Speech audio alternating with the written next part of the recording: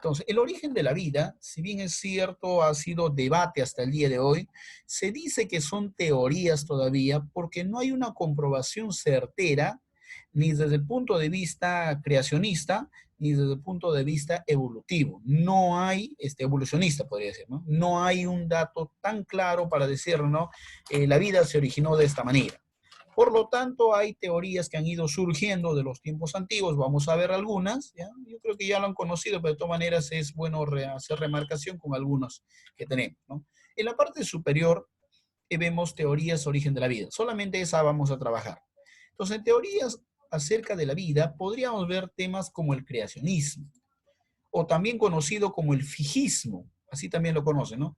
El creacionismo, o también llamado fijismo, ha tenido digamos, su evolución a lo largo también de la historia, ya que ellos también han ido variando. O sea, en el tema del creacionismo se ha ido planteando el creacionismo clásico y el creacionismo moderno. No, no es tanto igual. Por eso algunos saben que algunos cuando digamos en clase decían, oh, el Papa también ya acepta la evolución. No, no, el Papa no es que acepte la evolución necesariamente. Eso se llama acerca del origen de la vida, de la teoría evolución teísta, ¿no? Eso se llama evolución teísta. ¿Ya? Entonces él cree que Dios sí dio la vida, pero que después de que dio la vida con los seres vivos de las plantas, y ahí en el proceso simplemente han surgido, ¿no? A través de esta creación de Dios y han empezado a surgir otras especies, incluyendo el hombre. Entonces, esa sería la evolución teísta, ¿no? Sí, igual sigue creyendo de que el origen de la vida lo dio Dios, ¿no? Entonces, los temas digamos, de los otros temas de la evolución, ya más adelante lo veríamos la siguiente clase. El día de hoy entonces nos planteamos en eso. Entonces la teoría creacionista, que vamos a detallarlo, es en un conjunto de creencias religiosas. Profesor, ¿tiene algo de científico? No. ¿Por qué? Porque están basados en, digamos, en la intervención divina, están basados bajo un libro de la creencia y hay que entenderlo por fe. ¿Ya? Eso es el creacionismo clásico y obviamente son anti-evolucionistas, ¿no? Entonces sus teorías no tienen una justificación rigurosa de la ciencia. Entonces, si basamos el creacionismo y podríamos todavía enmarcarnos en el creacionismo moderno ya toma principios de la biología.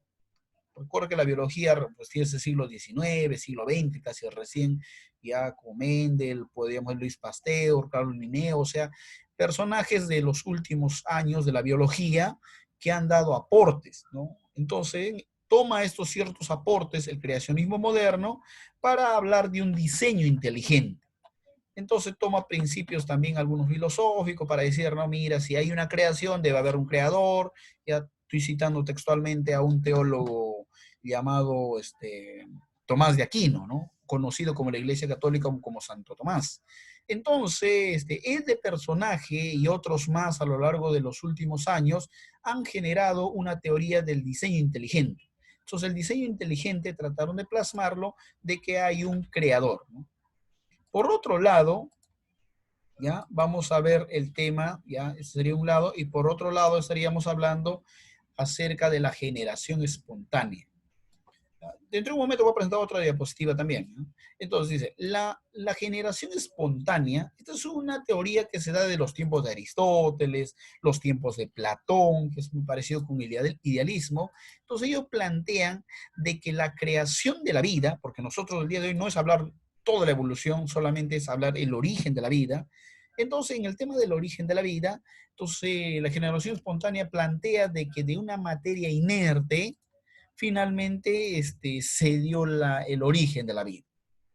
Bueno, hicieron muchos experimentos, ya como Luis Pasteur, como el caso de Reddy, otros, digamos, científicos, y han podido descreditar con varios experimentos que hicieron con varios personajes también, y una de ellas está presentado aquí, ¿no? El experimento que hizo Reddy, de los cuales él va a plantear dos frascos, digamos, una materia inerte, ya que está ahí. Entonces uno de ellos lo cubre con una tela y el otro no lo cubre, ¿no? lo deja a la intemperie, lo deja libre. De tal manera el que está cubierto no encuentra los gusanos que se había encontrado en el otro frasco. Entonces, cuando él le plantea cómo han aparecido estos gusanos, termina la conclusión de que son los huevos de las moscas. Siendo así que una materia inerte que podríamos encontrar ahí digamos,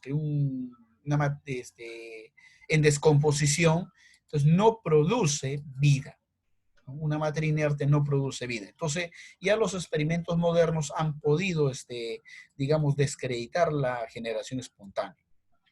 La siguiente es la que es de Louis Pasteur, ¿no? Con su famoso caldo y finalmente caldo contaminado, que termina ya haciendo digamos, este experimento, ¿no? Entonces él entiende que también, como el caso de Reddy, de que, digamos, si ingresa aire o si ingresa lo que es, digamos, del exterior algo contaminado, eso es que recién va a producir lo que es digamos, la contaminación. O sea que de algo inerte no proviene vida, ¿no? Entonces ya la generación espontánea, esa es una teoría que ha sido descreditado por muchos estudiosos modernos, ¿no? En otro aspecto también es llamado otra teoría, ¿no? La que ya va a plantear Luis Pasteur. Luis Pasteur, un gran investigador, él también plantea una teoría ya llamado la biogénesis, ¿no?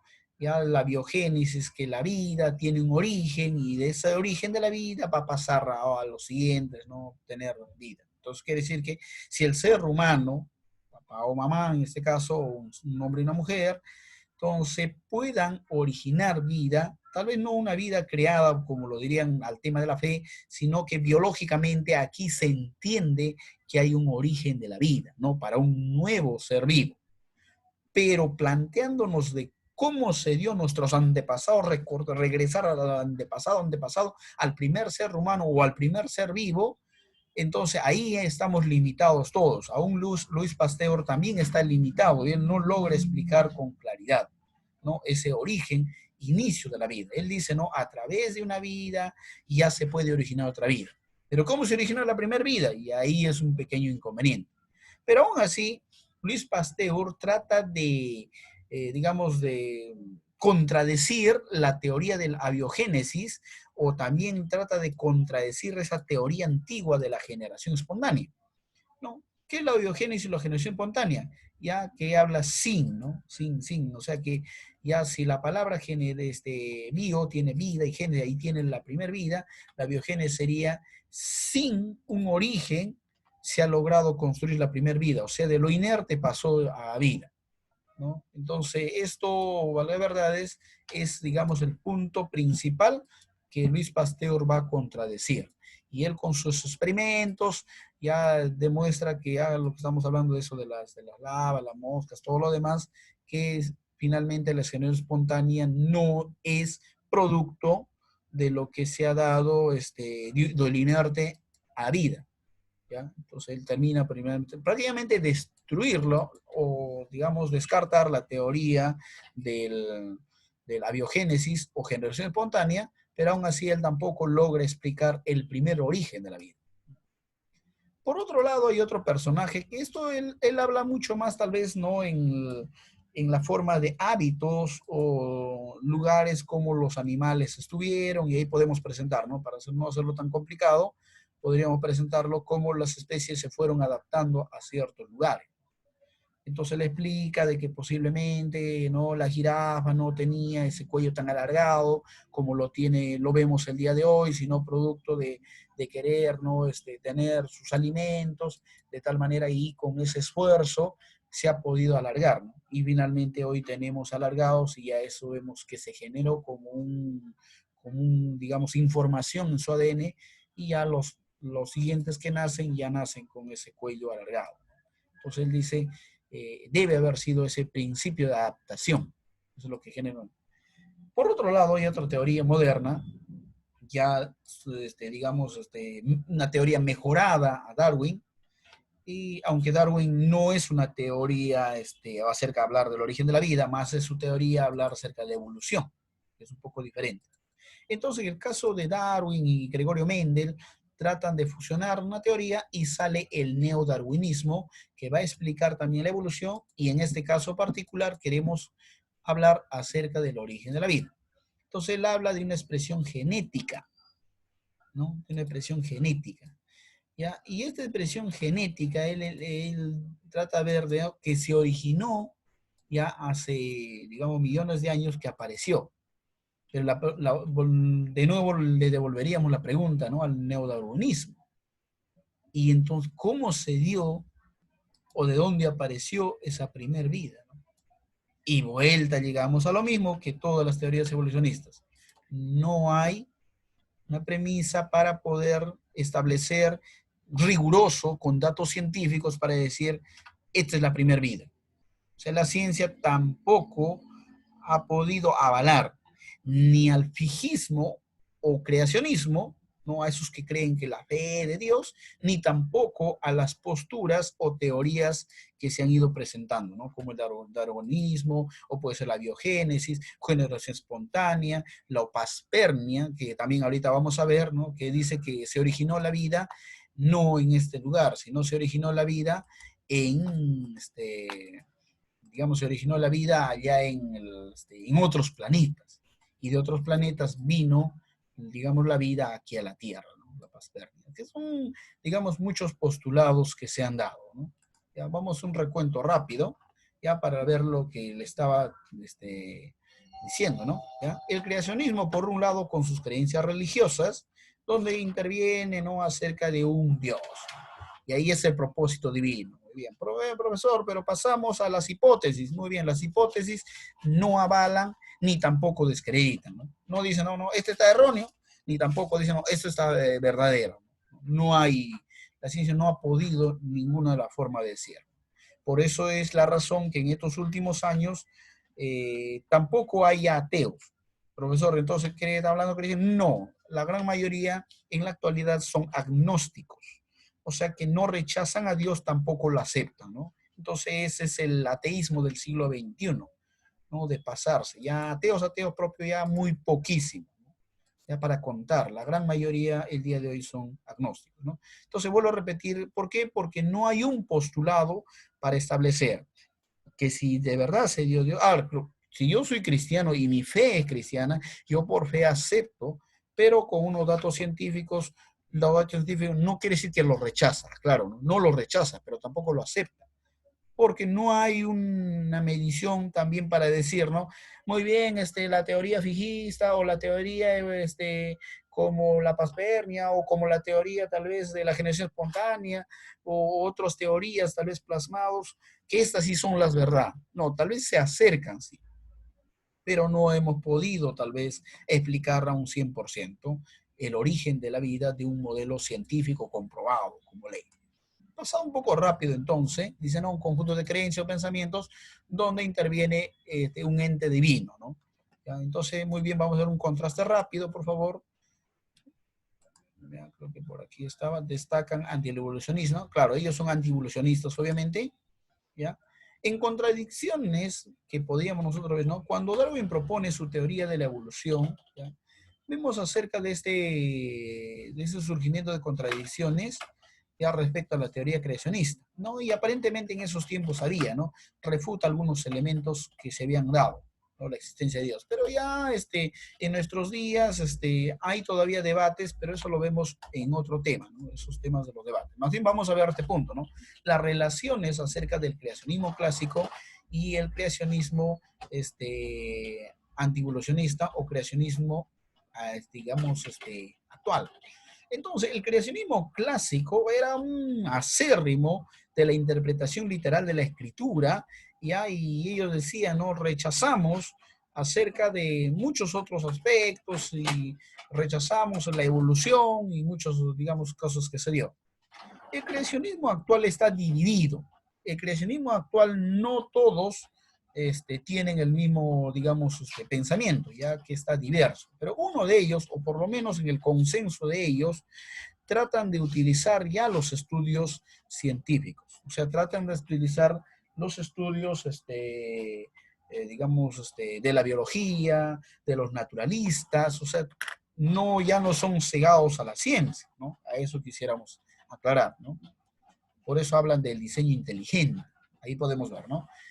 Hablar del diseño inteligente suele tal vez, no suele ser una aplicación tal vez motivación religiosa, sino más bien tratar de dar algunos principios tomando el ente a Dios y tomando algunos elementos de que vemos en nuestros días, ¿no? Como algunos argumentos cosmológicos, antropológicos, ¿no? Decir, por ejemplo, que si la Tierra tiene elementos químicos, ya que ustedes estudian química, esos elementos químicos de la Tierra también se encuentran en el ser humano, ¿no? Y estoy presentando solamente el argumento antropológico, y así podría presentar otros argumentos más. Entonces, el diseño inteligente presenta que científicamente tenemos argumento, los creacionistas, para decir de que Dios es el creador según Génesis 2:7, ¿no? Que de la tierra formó al hombre. Entonces, este es un debate hasta el día de hoy. No sé, quiere decir que los creacionistas o teístas no se han quedado atrás. Ya ellos también han mejorado sus posturas a través, tomando en cuenta la ciencia, ¿no? Entonces, así podríamos presentar el modelo cosmológico, ontológico. Me gustaría que más adelante lo pudieran trabajar. Hay mucho estudio, por favor. Me gustaría que vayan a esas fuentes, ¿no? Entonces, por otro lado, vemos el creacionismo pro evolución. ¿Cómo que pro evolución? O sea que ellos también han... Sí, hay un grupo de religiosos, ya como el Papa posiblemente, y la Iglesia Católica Romana, y ya acepta la evolución teísta, como le decía, ¿no? Entonces ellos presentan en cierta manera de que Dios es el creador de tal vez la materia, y la materia ha ido un proceso de evolución. Mientras los que creen en diseño inteligente y los que creen en el antiguo principio, ellos van a negar. Ellos así tajantemente dicen no. Diseño inteligente, perdón, el creacionismo pro evolución no va, porque ellos más son, digamos, creen que Dios es el creador y Dios creó todo, ¿no? Es un debate también que hay entre los mismos religiosos, aclarando. Pero ya pasando esto, el creacionismo, dicen posiblemente son los 6 días de creación, y hace 6.000 años debe haberse creado la Tierra, ¿no? Eso lo vemos más adelante. Generación espontánea. ¿Qué es generación espontánea, profesor? Ya que de lo inerte se dio vida. Ah, ya. De lo inerte se dio vida. O sea que esa es generación espontánea. Muy bien, y le dije que eso ya fue descreditado en sus tantos experimentos que hicieron grandes estudiosos, como uno de ellos, no Luis Pasteur, que es un gran estudioso, o el caso también podríamos decir, Reddy, ¿no? Y otros más. ¿Ya? Entonces, pasamos esta parte de aquí y vamos a ver ya, la panspermia, ¿no? Esta teoría acerca del origen de la vida, dice, ¿no? El origen de la vida, ya, que se origina en el universo, ya, finalmente llega a la Tierra a manera de una semilla de vida. O sea que el origen no se sabe cómo se dio en el universo, pero ese origen finalmente llegó hacia nuestros días, ¿no? ¿Ya? Llegó hacia nuestros días y llegó a la Tierra. O sea, la vida no se originó en la Tierra, se originó en el universo y finalmente llegó también a lo que es la Tierra, ¿no? Muy bien, eso sería tal vez algunos principios que estamos viendo ahí. Ya, algunos han visto algunos estudios, todo lo que han visto han podido desacreditar, ¿no? Algunas ventajas que tienen tal vez es acerca de las bacterias, posiblemente que se dio en su primer momento, pero con los estudios modernos, repito que eso fue descreditado, ¿no? Muy bien, ahora, hasta aquí vamos a terminar con las preguntas correspondientes, ¿no?